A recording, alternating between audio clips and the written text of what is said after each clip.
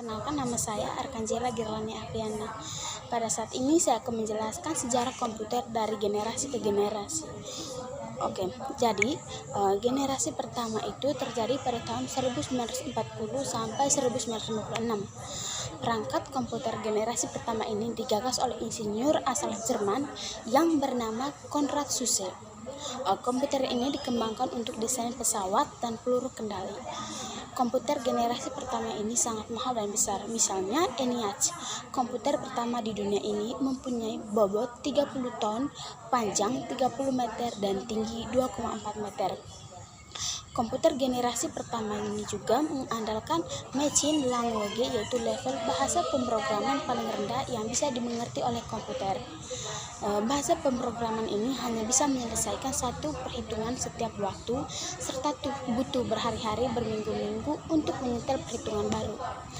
Yang kedua, pada tahun 1956 sampai 1963, perkembangan generasi kedua ini ditandai dengan diciptakannya transistor untuk menggantikan tabung hampa.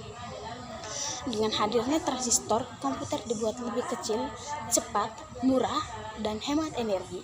Selain itu, pada generasi ini juga dilakukan pengembangan memori inti magnetik.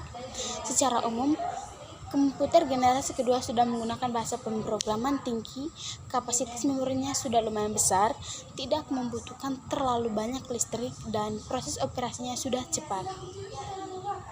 Generasi ketiga pada tahun 1964 sampai 1971. Komputer generasi ketiga ini ditandai dengan pengembangan integrated circuit. Pada tahun 1958, Jack Billy menciptakan integrated circuit chip atau IC. IC ini merupakan kepingan kecil yang mampu menampung banyak komponen menjadi satu. Jadi komputer pada generasi ketiga ini menjadi lebih kecil, cepat, dan murah. Pada masa ini memungkinkan juga untuk dipasarkan ke khalayak umum. Di sisi lain, komputer pada generasi kedua ini mulai ditinggalkan karena pemakaian transistor yang membuat komputer jadi cepat panas. Jadi generasi keempat yaitu pada tahun 1971 sampai sekarang. Periode ini ditandai dengan kembangnya mikroprosesor yang menyatukan ribuan IC ke dalam satu keping silikon.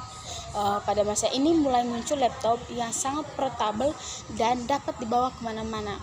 Seiring komputer-komputer kecil ini menguat, mereka dapat dihubungkan untuk menjadi jaringan yang akhirnya mengawali perkembangan internet.